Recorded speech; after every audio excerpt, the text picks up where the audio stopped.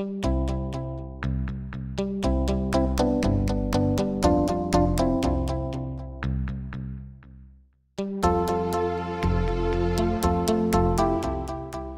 potravinami není jen vyhazování jídla do koše, ale i krmení zvířat tím, co by mohli jíst lidé, říká Lymbery, ředitel organizace Compassion in World Farming. Podle Filipa by prý takovéto jídlo, které přijde na zmar, dokázalo nasytit 4 miliardy lidí na celé planetě. To je velmi hodně, to je více než půlka. V současné době nás žije na planetě Zemi nějakých 7 miliard a stále přibýváme v tom celkovém součtu. A jídlem se tedy evidentně plýtvá a stále existují oblasti, kde ho není dostatek.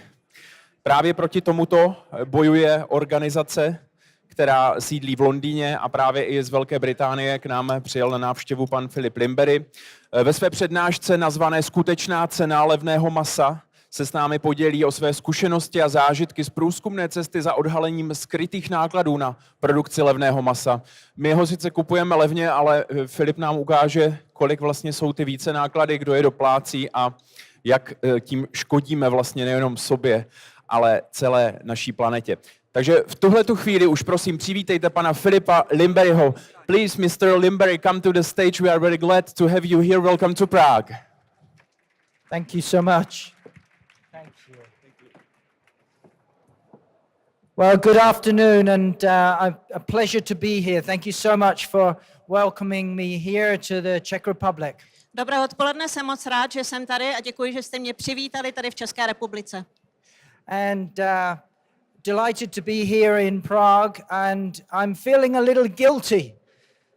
Jsem rád, že jsem tady v Praze, ale cítím se trošku provinile. I'm feeling a little guilty because after the wonderful yoga session where I think we're all feeling very relaxed and warm inside. Po té jogové, po tom zpěvu těch manter se určitě cítíme všichni velice klidní a máme takový hřejivý pocit. I'm going to talk to you about something called Farmagedon, a new book that's launched today here in the Czech Republic. Ale já s vámi budu mluvit o něčem, čemu říkám Farmagedon, a je to nová kniha, která dnes má premiéru v České republice. Farmagedon is the result of a 3-year investigation around the world where I went across Europe, the USA, China, South America and beyond. Je to výsledek 3letého zkoumání po celém světě, v Americe, v UK, v Evropě, v Číně. I wanted to find out what's really going on with our food. Chtěl jsem zjistit, co se opravdu děje s naším jídlem. After all, when you go into supermarkets, certainly where I come from in London, the meat is all packaged as fresh or country fresh or natural. Protože když jdete do supermarketu, aspoň u nás v Británii, všechno je krásně zabalené a je tam napsáno, že to je čerstvé, že to je z venkova. What I wanted to find out was what was actually behind the label. How are animals being kept? And what does it mean for our families that we're feeding? A já jsem chtěl zjistit, co za tím označením vlastně je, jak se ta zvířata chovají a co to znamená pro rodiny, které tím masem krmíme. Before I go on, I just want to show you a short 2-minute compot selection of views from those 3 years of investigation. A než budu pokračovat, chtěl bych vám ukázat jenom takový krátký výběr, takový kompot obrázků z těch 3 let našeho zkoumání. If we can show the video now, please. Jestli nám můžete pustit, prosím, video. Oh, we need some sound.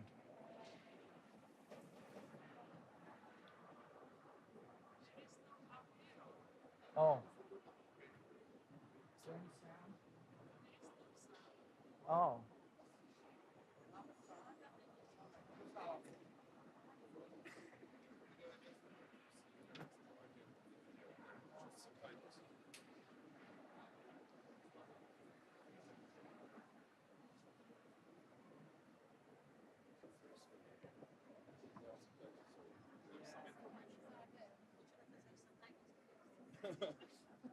I just, send them the video as it was.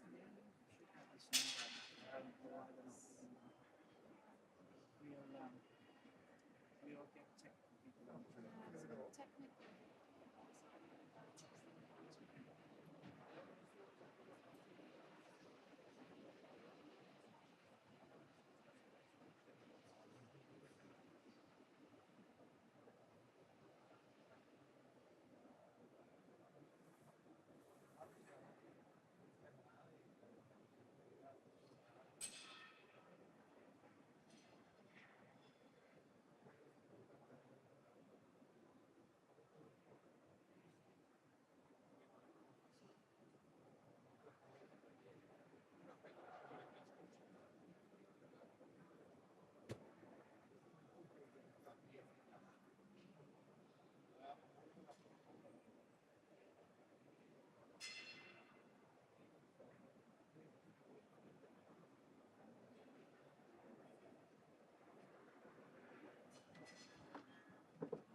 Okay, so I hope you could imagine the really dramatic music and me swearing a lot.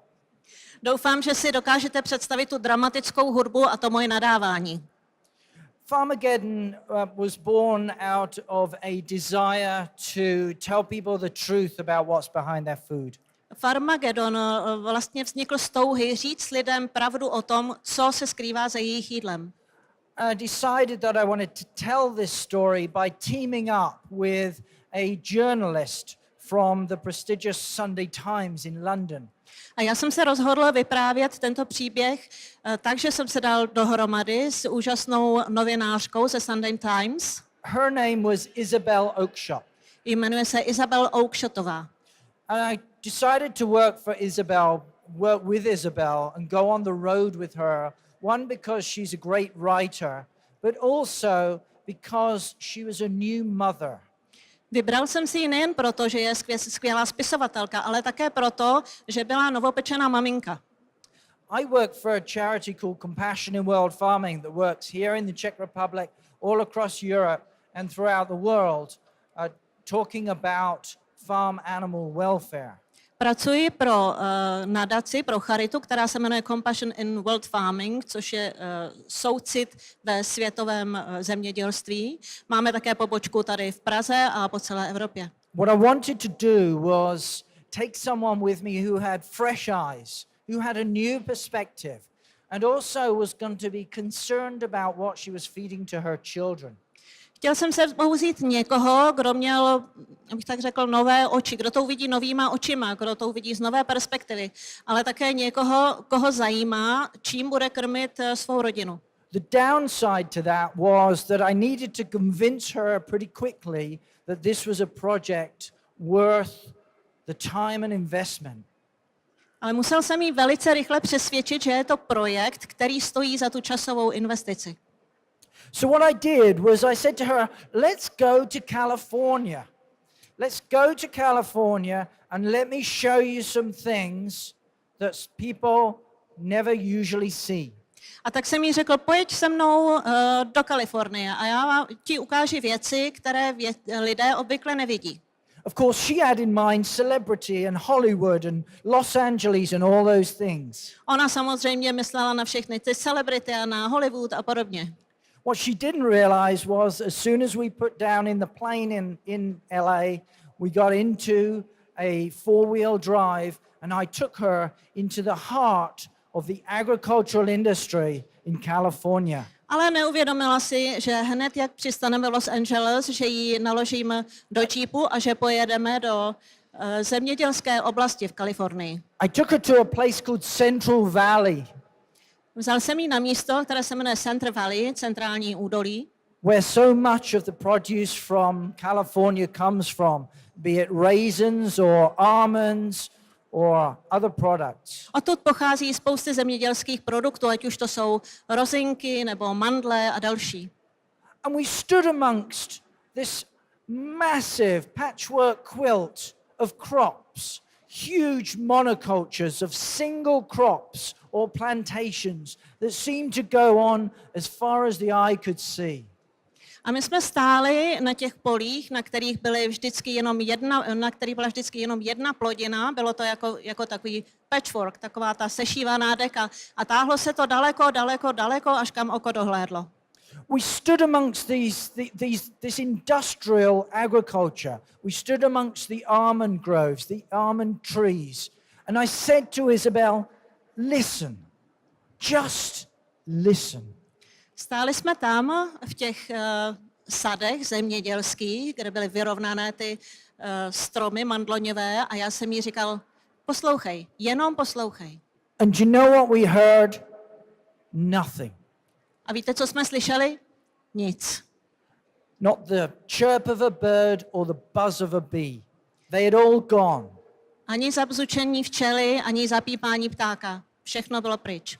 What we did hear in the distance was the low thud of a helicopter that was pesticide spraying nature into oblivion. Jenom někde vzadu jsme slyšeli takovéto temné dunění helikoptéry, která lítala nad těmi sady a stříkala tam pesticidy.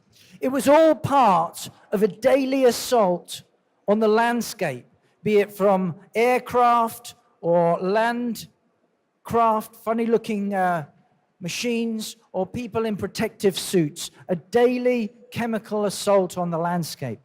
Byla to součást každodenního útoku na krajinu, ať už ze vzduchu nebo ze země, toho chemického útoku, který prováděli lidé v ochranných oblecích.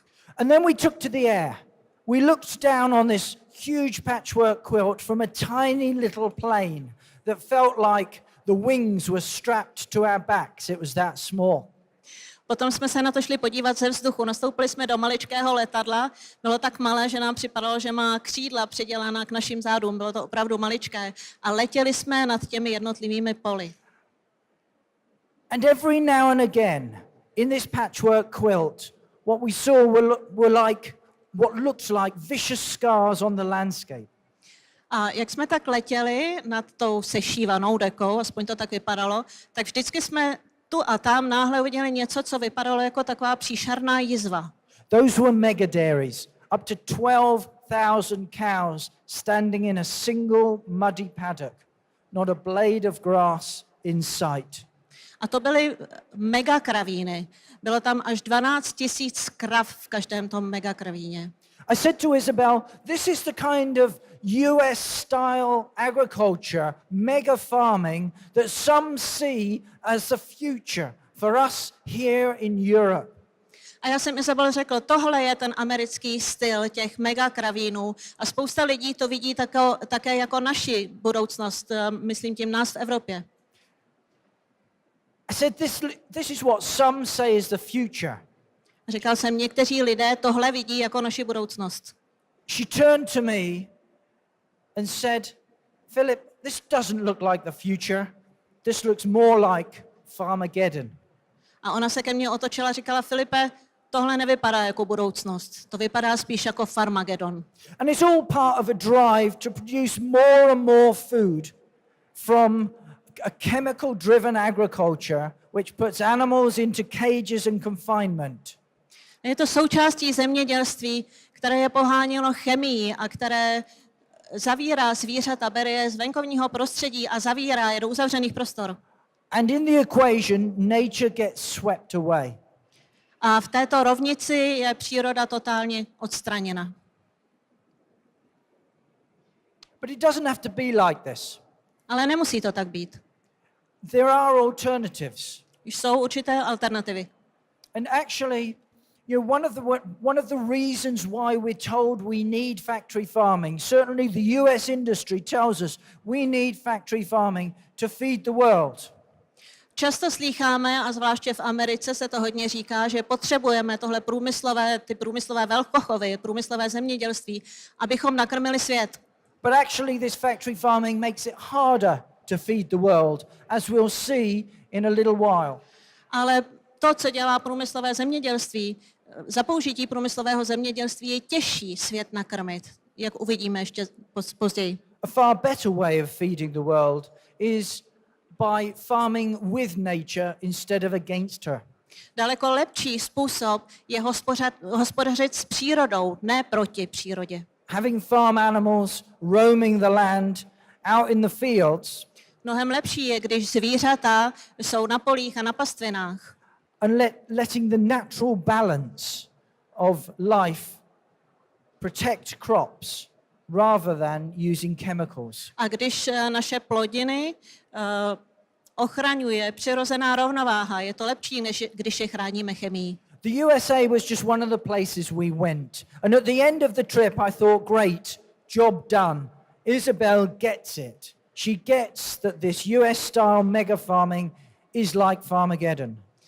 Spojené státy byly jenom jedním z míst, které jsme navštívili a na konci tohohle výletu jsem si říkal, fajn, je to dobrý, Izabela to pochopila, už pochopila, co je to Farmagedon. But actually, the job had only just started. We had a whole host of other countries that we needed to go to.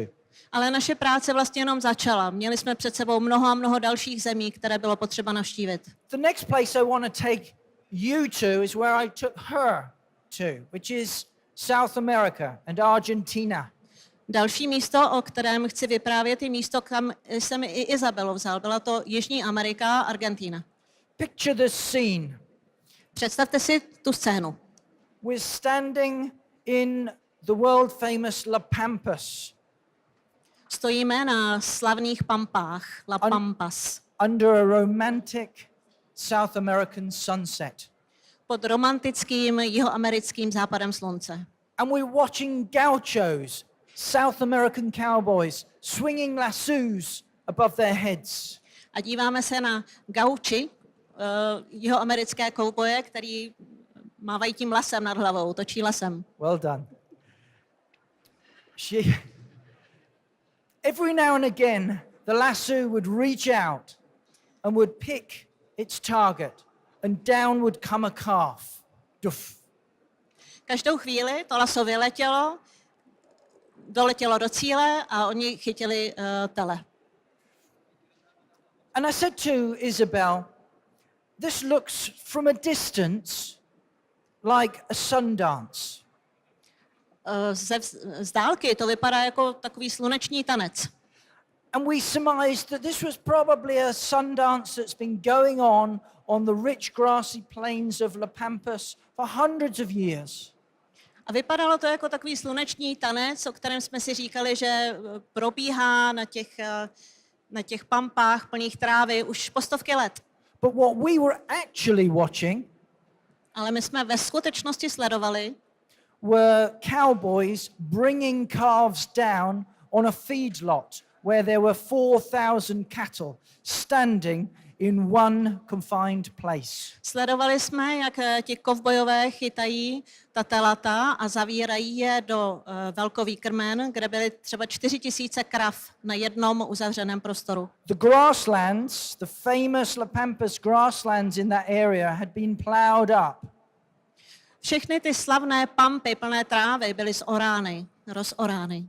The land had been planted with soya beans, A zasadila se tam soja. and the cattle were put into confinement because the grass had gone.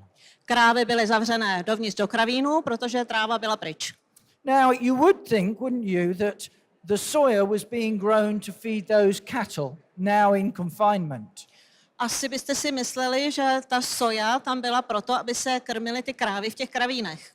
But actually, that soya is destined to feed factory farmed animals in Europe, here in the Czech Republic and other places too. Ale tahle soja je určena ke krmení zvířat ve velkochovech v Evropě, včetně České republiky.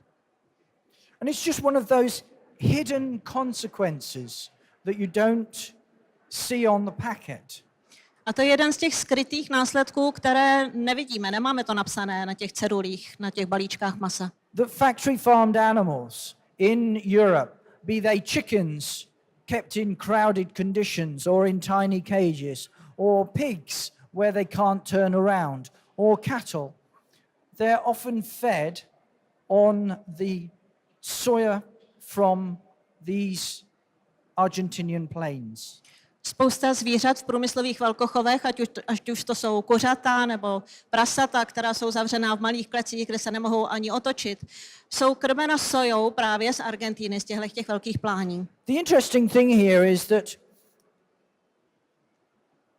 all of this makes no sense whatsoever. Zajímavé je, že tohle vůbec nedává smysl. when we take farm animals off the land, put them in confinement and feed grain to those animals, the actual quality of the food diminishes. Když odvedeme krávy z pastvin a zavřejeme je do kravínů a krmíme je něčím jiným, tak kvalita našeho jídla je potom nižší. Compared to free-range chicken or pasture-fed beef, the factory farmed equivalent will have up to twice the levels of saturated fat. Když srovnáme kuřata z volného výběhu nebo krávy hovězí z krav pasoucích se na trávě, tak ta zvířata z těch kravínů uzavřených mají dvakrát vyšší úroveň nasycených tuků. Food from confined animals will be lower in other health-giving nutrients, such as omega-3s, vitamins, and so on. A i další živiny v tomto mase zvířat průmyslově chovaných jsou nižší. Jedná se o omega-3 tuky a další živiny. But the other thing that's going on here is we as a world, we as a global population are being sold the myth that we need to produce more food to feed the world.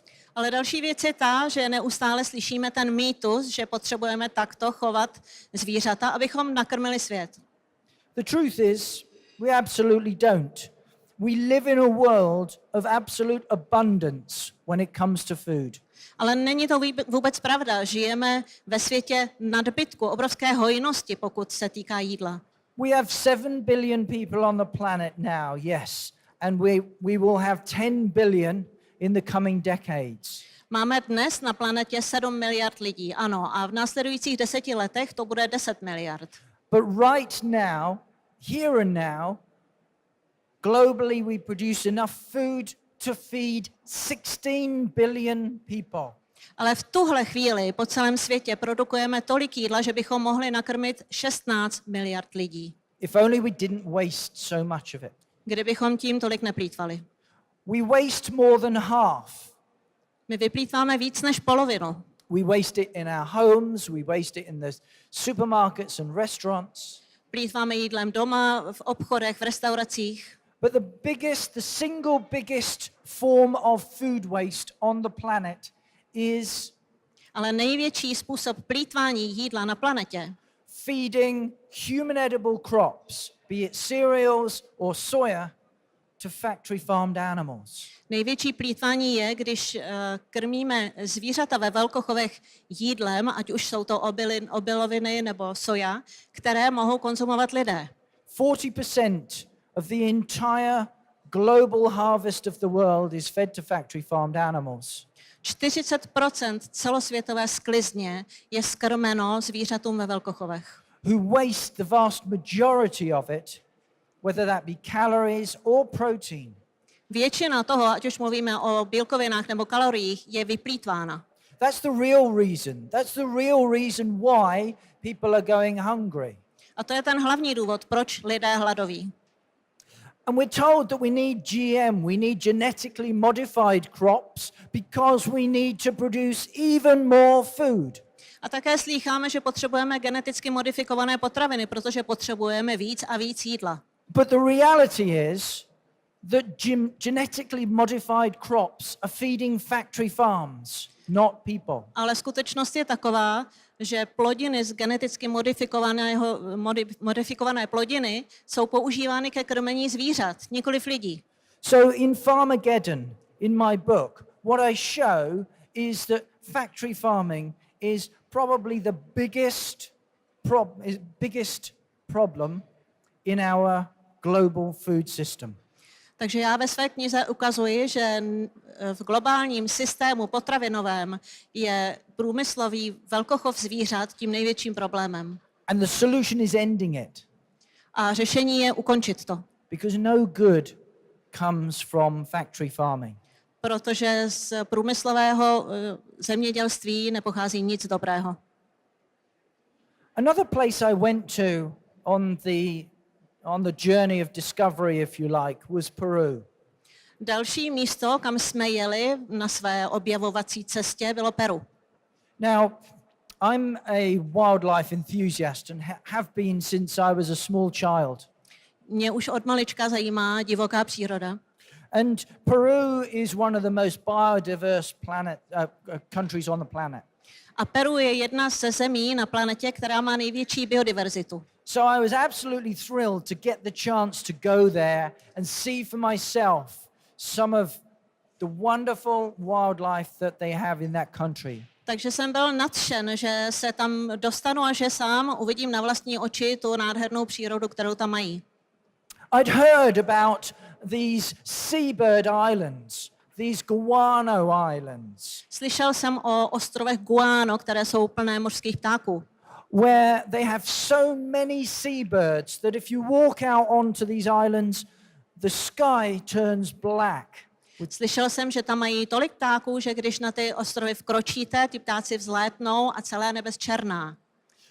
There were so many seabirds that they used to put so much muck down, that's what guano is, seabird muck, that the Peruvians used to mine it and send it to Britain as fertilizer for the fields. Bylo tam tolik ptáků, že lidé z Peru těžili jejich uschlý trus a posílali to do Británie, kde se to používalo jako hnojivo.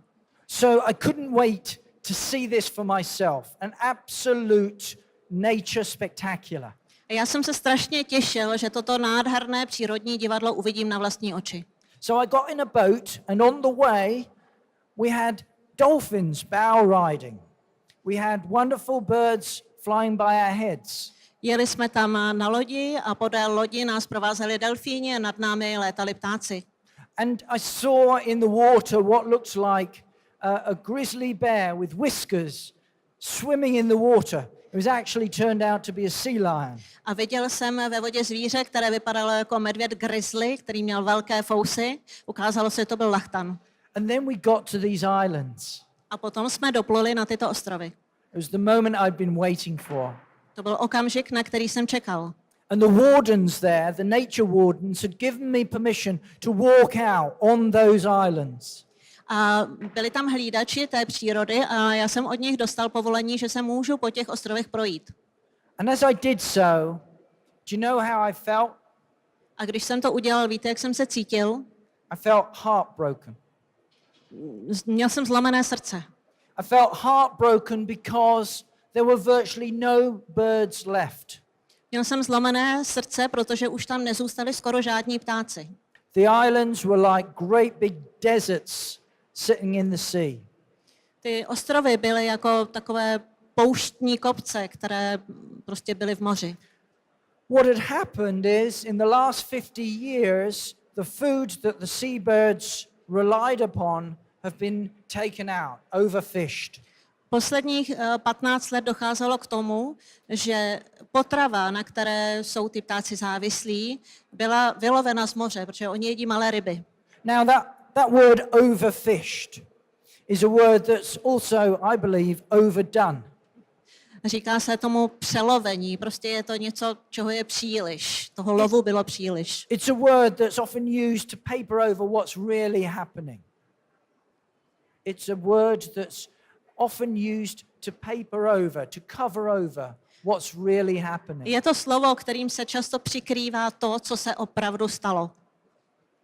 And what's really happening off the coast of Peru is that vast quantities of anchovies are being fished out of the ocean and ground down to feed factory farmed animals. A v Peru dochází k tomu, že se loví obrovské množství ančoviček a ty ančovičky se suší a melou se a potom si jim skrmuje zvířatům v průmyslových velkochovech.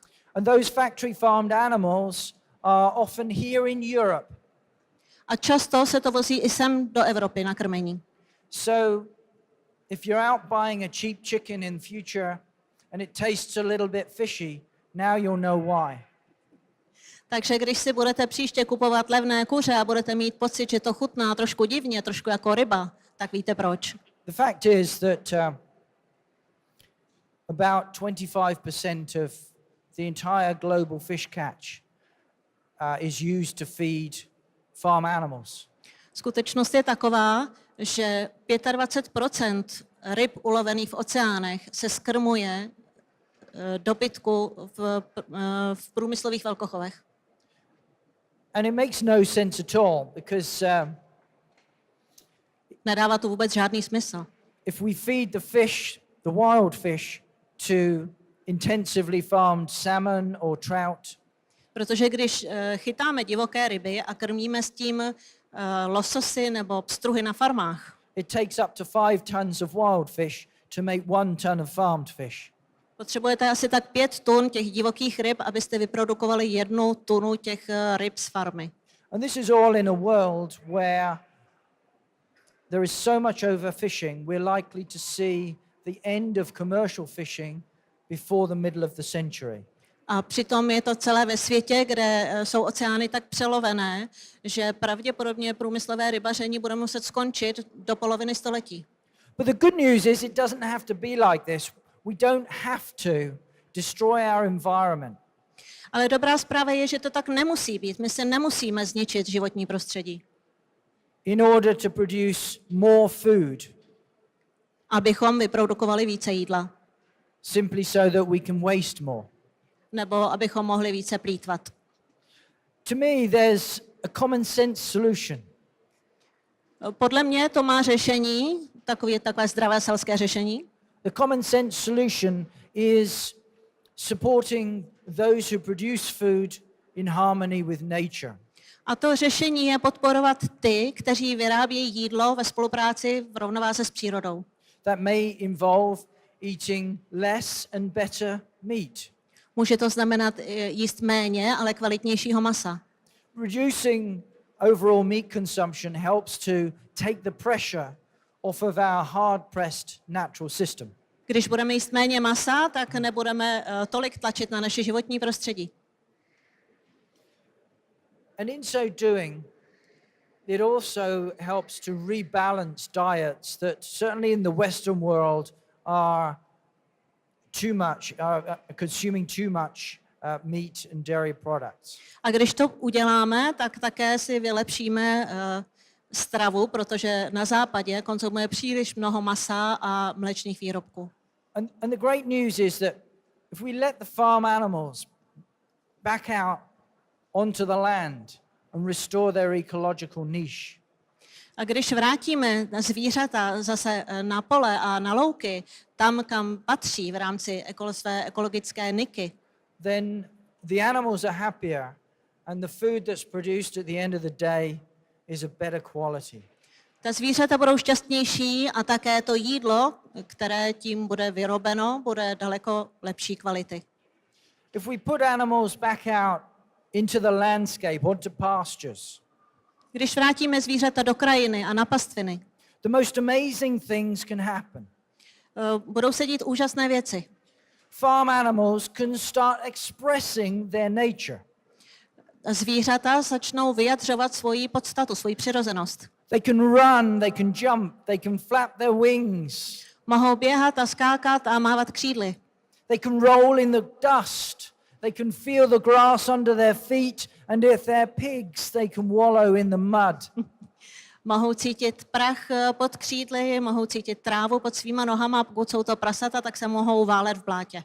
The wonderful thing that happens when you let animals out to enjoy fresh air and sunshine Krásná věc, ke které dojde, když vypustíte zvířata ven na čerstvý vzduch a na slunce, is that those farm animals can have that wonderful experience, the joy of living. tak oni mohou zažít tu krásnou zkušenost, tu radost ze života. What also happens is fantastic things start to happen in the landscape. Ale úžasné věci se také začnou dít s krajinou. Because we move away from a chemical culture, Protože opustíme tu kulturu chemie, we start to promote trees coming back and wild flowers onto the landscape. začneme podporovat růst stromů a divokých květin v přírodě. And in so doing, we get wildflowers, their seeds, and we get insects. A budeme mít více krásných květin, jejich rostlin, budeme mít hmyz. And the great thing there is that also because grass is so deep-rooted it helps to hold water in like a sponge. A protože tráva má hluboké kořeny, tak potom zadržuje vodu jako houba. It stops soil and pollution washing away into our rivers. A bude bránit tomu, aby se půda a různé chemikálie odplavovaly do našich řek. The land comes back to life, and so too do our rivers. Ožije nejenom půda, ale také naše řeky. The great thing about putting animals back on the land is it takes the pressure off hard-pressed forests. A také se zmenší tlak na lesy. Factory farming puts great pressure on forests because it continues to grow, it continues to expand and causing the loss of forests. Protože průmyslové zemědělství přivádí pod tlak lesy, protože tím, jak se stále rozšiřuje, tak se lesy musí kácet. But putting animals back on the land takes the pressure off those forests. Takže když vypustíme zase zvířata zpátky do přírody, ten tlak bude menší. So the trees can do amazing things. Protože stromy dokážou dělat úžasné věci. What they can do is they can take carbon out of the atmosphere. Jsou schopné vázat uhlík z atmosféry. And they can give us something very simple but very special too. A jsou schopné nám dávat něco velmi jednoduchého, ale velice cenného. They give us the oxygen we need to breathe. Dávají nám kyslík, který potřebujeme k dýchání. You see, I believe that ending factory farming is not only something which is desirable, Jsem přesvědčen o tom, že zamezit průmyslovému zemědělství není jenom něco, co si přejeme, but it's essential. ale je to podstatné. It's essential because in that way we give animals back that joy of living. Je to naprosto zásadní, protože tímto způsobem vrátíme zvířatům radost ze života. It's essential because it protects the environment that we all need. Je to naprosto zásadní, protože to chrání životní prostředí, které my všichni potřebujeme. Ending factory farming is essential because it stops huge amounts of food being wasted. Ukončit průmyslové zemědělství je naprosto zásadní, protože to zabrání plýtvání, obrovskému plýtvání jídlem. Ending factory farming is essential because it helps promote better food for all of us. A je to také velice důležité, protože tím podpoříme dostatek kvalitního jídla pro všechny. And the really special thing about ending factory farming is A opravdu důležitá věc týkající se ukončení průmyslového zemědělství, that it will avert Farmagedon and give a real, truly special legacy for us to leave for our children. bude to, že to odvrátí Armagedon a zanechá to úžasné dědictví, úžasný odkaz pro naše děti. Thank you so much. Děkuji vám mnohokrát.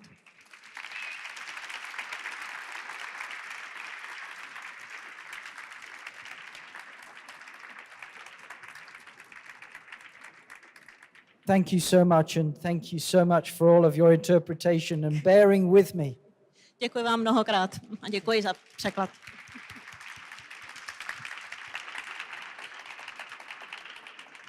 I'd really like to spend just a few moments now hearing from you and hearing your questions and thoughts, please. Rád bych teď strávil několik okamžiků s vámi a rád bych slyšel, pokud máte nějaké otázky nebo myšlenky.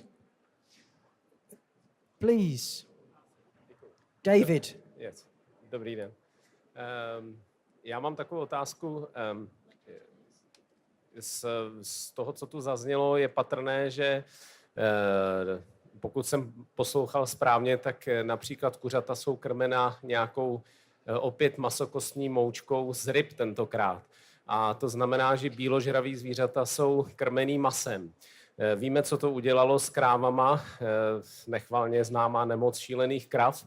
A co se vlastně pak mohlo přenést na člověka? Hrozí i tady něco takového tedy v rámci Farmagedonu? Okay. Thank you. That's a really good question, David. Thank you so much. To je opravdu skvělá otázka, Davide, děkujeme.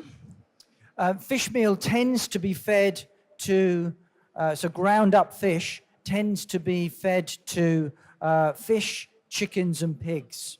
Ta rybí moučka, to jsou ty rozemleté malé rybičky, se často s tím se skrmuje rybám, kuřatům a prasatům.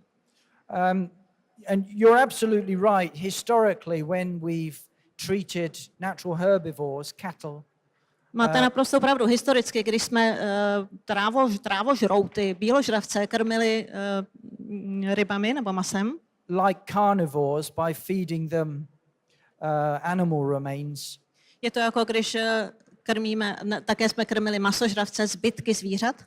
that has brought about a big problem with BSE. Vznikly z toho velké problémy, jako třeba nemoc šílených krav. And so bovine spongiform encephalopathy, you don't need to translate that. It's the same in any language, I think. I don't know that fish meal is fed to ruminants in Europe. Nevím, jestli se ta rybí moučka skrmuje taky krávám, But what we can see is that feeding fish to fish, chickens or pigs ale vidíme, že když se skrmují ryby rybám, prasatům a kuřatům, has a huge impact on the environment. má to obrovský vliv na životní prostředí. And ultimately, like BSE, that environmental impact will come back to haunt us. A samozřejmě tohle, co děláme tomu životnímu prostředí, se vrátí. To se nám všechno vrátí. Stejně jako se nám to vrátilo třeba s tou nemocí šílených krav. And your question puts me in mind of an enlightened rancher that I met in the USA last year. Ta otázka mi připomíná jednoho osvíceného rančera, s kterým jsem se setkal ve Spojených státech minulý rok. He said to me that we need to take care of the little guys. The little guys, the small guys. On mi řekl, že se musíme starat o ty malé farmáře, nebo o ty malé. And by the little guys, he meant the birds and the bees. Tak and the nemyslel fish. farmáře, myslel tím ta malá zvířátka, ptáčky, včely, rybičky. Without the little guys, he said to me, we're done. Protože bez těch malých jsme skončili. So it's very much that whole interconnectedness of life. Protože celý život je navzájem velice silně propojen. Thank you so much for your question. Děkuji za otázku. Please. Chtěl jsem moc poděkovat za tu přednášku, velmi inspirativní. Chtěl jsem jenom říct jednu věc. Filip řekl A, neřekl to B, to znamená, jakým způsobem ten Farmagedon zastavit. Z mýho pohledu je jediná šance je přestat ty produkty kupovat a jenom to on možná neví, zhruba 1/10 našeho zemědělství je přímo nebo nepřímo kontrolována naším ministrem financí, takže je to o malinko složitější u nás. Yeah, well, I think great question, thank you. Skvělá otázka zase, děkuji. Averting Farmagedon is as common sense as buying meat, milk and eggs from pasture-fed, free-range or organic. Jak můžeme zastavit Farmagedon? Myslím, že je to celkem logické, že budeme kupovat maso, mléko, vajíčka z biofarem. Avoiding over-consuming too much meat. Taky jich nebudeme konzumovat příliš mnoho. And eating more plants. A budeme jíst více rostlinné stravy. So avoiding factory farm produce, I think, is the big message. Ale myslím, že důležité je vyhnout se produktům z průmyslově chovaných zvířat, případně z pěstovaných rostlin. And buying food from the multitude of different alternatives that exist. Many of them are showcased in this hall. A je potřeba nakupovat jídlo z alternativních zdrojů. Mnohé z nich jste jistě tady se s nimi seznámili tady v těch halách. Thank you. Děkuji. Ještě jenom jedna taková malinká poznámka, trošku mě mrzí, já jsem tady měl v pátek přednášku taky a cítím se docela smutně, že tady na té přednášce je méně lidí než na té mojí, protože tady ta je pro lidi důležitější. To je asi všechno. Bless you. Thank you. Just one idea that's not question, therefore I'm talking in English. Sorry for someone who doesn't understand, but I do believe we are not in such a horrible situation as in America. We definitely have quite a lot of small farmers who do their own production from themselves, and maybe their overproduction is sold to us who doesn't have such a opportunity. Chtěla bych jen říct, že se domnívám, že u nás ta situace není tak strašná jako v Americe, že tady máme spoustu malých farem, které hospodaří a které přebytky prodávají nám. And that's I am proud of at the moment. Já jsem na to velmi hrdá v tuhle chvíli. And other thing which you mentioned about eating more plants, in case of soya, what we have read, maybe it's not true, 90% of production, worldwide production is GM. And isn't it even worse if people eating it directly, such a production? A pokud jde o konzumaci soji, často slýcháme, že je geneticky modifikovaná. Chci se zeptat, jestli to není daleko horší, když lidé konzumují přímo to geneticky modifikované jídlo, než když to projde tou krávou. Two great questions there. Thank you. Dvě skvělé otázky, děkuji. The answer to the first is absolutely to support the small farmers, the nature farmers, the organic farmers here in the Czech Republic and Europe. První je, ano, je to velice důležité podporovat ty malé a biofarmy v České republice a v Evropě. You're absolutely right. Things are not as bad in Europe as they are in America. A máte naprostou pravdu. Tady v Evropě to není tak strašné jako v Americe. The reason why I wrote this book was that in 2010 there was a big push for US-style mega dairies to come into Europe. Jeden z důvodů, proč jsem tu knihu napsal, byl také ten, že v roce 2010 byl velký tlak na to, aby se zavedly ty mega kravíny nebo mega průmyslové farmy také v Evropě. And I felt I needed to get the message out that that would be a really bad thing if we let that happen. A já jsem cítil, že je potřeba říct lidem, že to by bylo opravdu špatné, kdyby jsme tohle dovolili. So things are not so bad, but you know we still have a lot of factory farms. Tak není to tu tak špatné jako v Americe, ale máme tu hodně průmyslových chovů. So the first thing is to stop things getting worse. Takže první věc je zabránit tomu, aby se to zhoršovalo.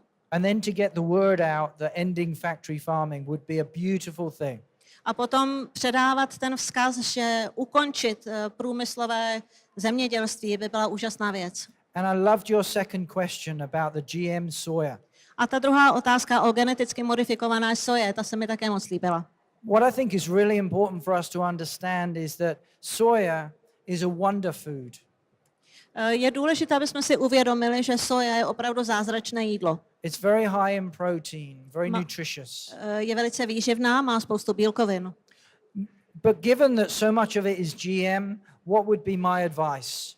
Ale vzhledem k tomu, že víme, že spousta sojí je geneticky modifikované, jaká je moje rada? My advice would be to look for organic soya, Hledejte biosoju, organickou soju. preferably that's locally grown. Nejlépe takovou, která byla vypěstována místně, lokálně. This morning I was in Milan, and I know in Italy they grow plenty of local soya. Dnes ráno jsem byl v Miláně a vím, že v Itálii se pěstuje hodně soji. A lot of soya being grown, I think, around the Danube and Romania. So I think there are some real good options. Soja se pěstuje podél Dunaje v Rumunsku. Myslím, že jsou tady opravdu dobré možnosti. But then we hear about the deforested plains of South America. Ale potom jsme slyšeli o těch odlesněných pláních Jižní Ameriky. And much of that happening to grow soya. A to se často děje k tomu, aby se pěstovala soja. The reason why that is happening is because that soya is being fed to farm animals. Takže se odlesňuje Jižní Amerika, pěstuje se tam soja a krmí se s tím zvířata ve velkochovech. In the most hugely wasteful system. A ten systém obrovsky plýtvá. So avoiding factory farming, for people that want to eat soya directly, look for organic and preferably locally grown. That's what I do. Takže já bych udělal to, nebo já dělám to, že se soustředím na soju, která je pěstovaná lokálně a pokud možno bio, organicky. Thank you for your questions. Děkuju. Anyone else, please?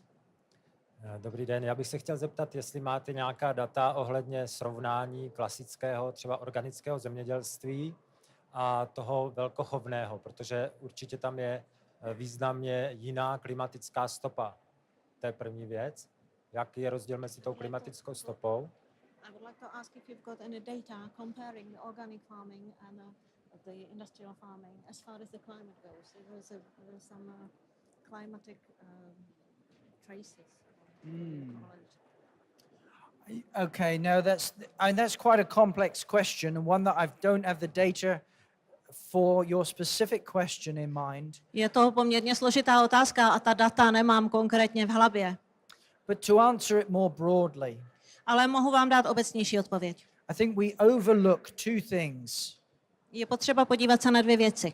One is the power of pasture to sequester carbon, to absorb carbon.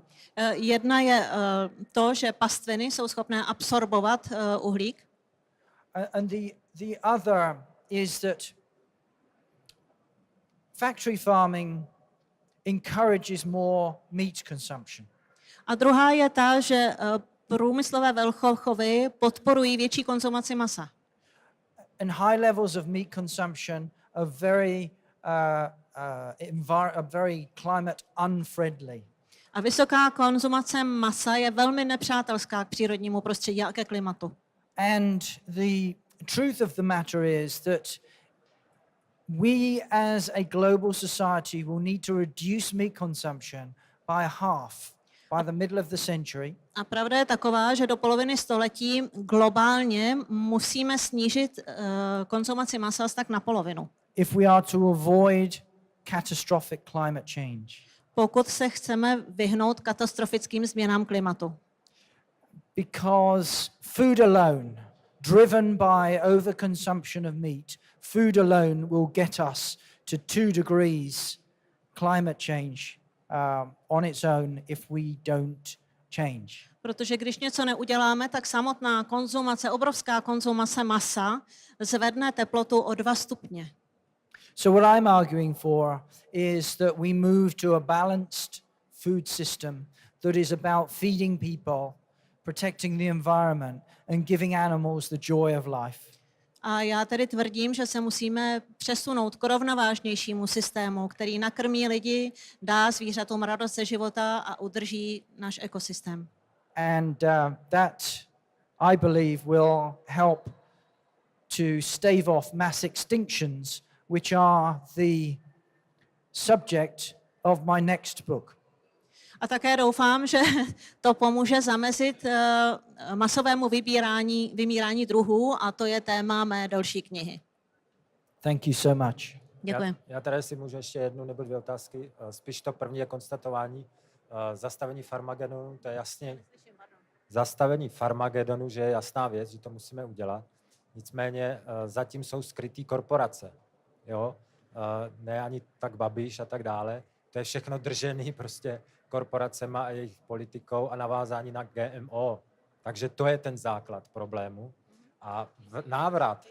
That's absolutely, I think that's a big problem, that big agriculture, big corporations are driving a food system for profit. Ano, samozřejmě, to je obrovský problém, že ty velikánské korporace prostě tlačí na zisk. Driving a food system for profit rather than feeding people. Jim nejde o to nakrmit lidi, jim jde o peníze. That is why they would rather we produce more. Takže oni by opravdu byli radši, kdybychom produkovali stále víc a víc. And waste more. A také stále víc plýtvali. Because that way the bank balance gets more. Protože tím také oni budou mít víc a víc peněz. So we can fight back against that and we can fight back with fantastic food. Ale my můžeme proti tomu bojovat, můžeme mít skvělé jídlo, That helps bring back the life to our countryside které pomůže přivést život zpátky do naší krajiny. and gives farm animals a decent life too. A také to umožní hospodářským zvířatům, aby měli pěkný život. And that's about pasture-fed, free range, organic. To znamená bio, na pastvinách, ve volném výběhu zvířata chovaná. pasture-fed, free-range, organic meat, milk and eggs, and more plants too. Maso, mléko, vajíčka a také víc rostlinné stravy. Thank you for your question. Děkuju. And I should say that after this event,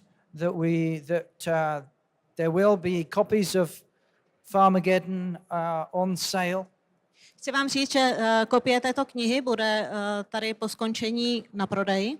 All the royalties, I should say, go to the charity Compassion in World Farming to fight factory farming. Všechny zisky z toho jdou naší charitativní organizaci Compassion in World Farming.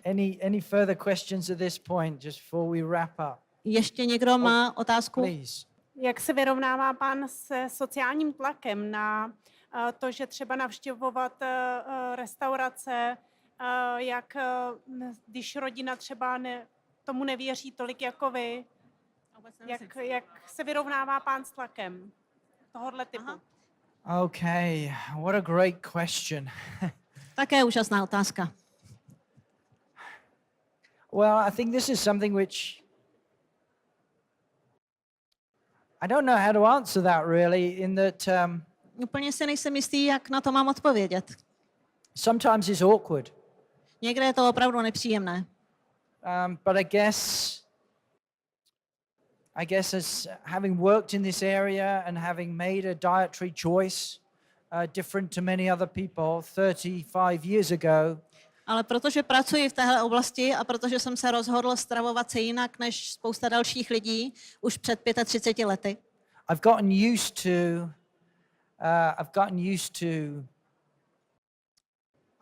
used to it. And prostě jsem se na to zvykl. And I've gotten used to going into a restaurant and having one choice. A jsem zvyklý chodit do restaurace a mít na výběr jenom jedno jídlo. And but I think it's getting easier, and there are some fantastic restaurants here in Prague. Ale myslím, že je to čím dál snazší. V Praze jsou například úžasné restaurace. And I think that also changing the language, if we're talking about vegetarianism or veganism, I would avoid those words and talk about plant-based meals. A také si myslím, že je důležité změnit způsob, jakým o tom mluvíme. Když mluvíme o vegetariánství nebo veganství, spíš bych používal výraz strava založená na rostlinách. So I don't know if I've answered your question at all, but it can be very difficult. But one just has to be sure in one's belief and continue despite the initial social awkwardness. People get used to you, and then they come round. Nevím, jestli jsem úplně odpověděl na vaši otázku, ale pokud si budete jistá v kramflecích a budete v tom pokračovat, tak lidé si na to zvyknou. Thank you for your question. Já jsem se chtěla zeptat, jestli si pán nemyslí, že by bylo dobré, kdyby třeba stát přispíval nějakým způsobem těm chovům větším, aby pro běžní lidi bylo tohleto stravování stejně finančně dostupný, vlastně jako strava z těch velkochovů. Protože dneska tam v tom rozdíly jsou podstatně velký, že jsme kolik stojí biopotraviny a kolik vlastně stojí ty potraviny z těch běžných konvenčních chovů, z velkochovů. I think that would be absolutely the best. Myslím, že by to bylo to nejlepší, co by mohl udělat. And more than that, we are running a campaign now for the common agricultural policy to be reformed. A my teďka máme kampaň na reformu zemědělské politiky. And our message is that we need to move away from focusing on agriculture A naše politika je taková, že se nesmíme nadále soustředit na zemědělství. I mean, after all, why pay farmers public money for farming or owning land? Proč bychom konec konců měli dotovat farmáře za to, že farmaří? Why would you do that? Proč? Proč bychom to měli dělat? I think the real way forward is to have a common food policy, Myslím, že je důležité, aby byla společná potravinová politika, which puts healthy, nutritious food at the heart of our society. která dá do centra zájmu naší společnosti výživné a zdravé jídlo. And make the subsidies go towards producing that healthy, nutritious, environmentally friendly food. A ty dotace by měly jít na produkci toho zdravého, výživného a k životnímu prostředí přátelského jídla. Rather than, as it does at the moment, supporting the expansion of industrial farming. Místo, aby se neustále podporovalo rozšiřování toho průmyslového zemědělství, jako je to dnes. So I agree with you 100%. Takže 100% souhlasím, Governments need to roll up their sleeves and get involved. že vlády si musí vrhnout rukávy a pustit se do toho. They need to chart a course for an end to factory farming. A musí nastavit kurz směřující k ukončení průmyslových velkochovů. And that involves only giving public money to those who farm in the right way and produce healthy, nutritious food that is good for the environment, good for animals and good for people. A měly by ty vlády dávat opravdu peníze na to, aby se vyrábělo zdravé, výživné jídlo, které je dobré pro lidi, pro zvířata i pro životní prostředí. Thank you so much. Děkuji.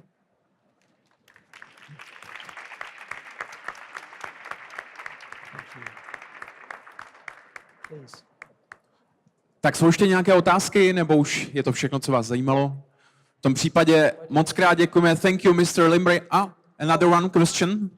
Please raise your hand. I don't see you. Okay. Do you eat meat? Do I eat meat? Jíte maso? Jestli maso? I don't usually get asked that question, but I do not. Thank Tuto you. otázku mi lidé většinou nepokládají, ale nejím maso. Almost. Téměř, jsem téměř vegan. I'm 97%. Z 97%. Very precise. Velice přesně spočítáno.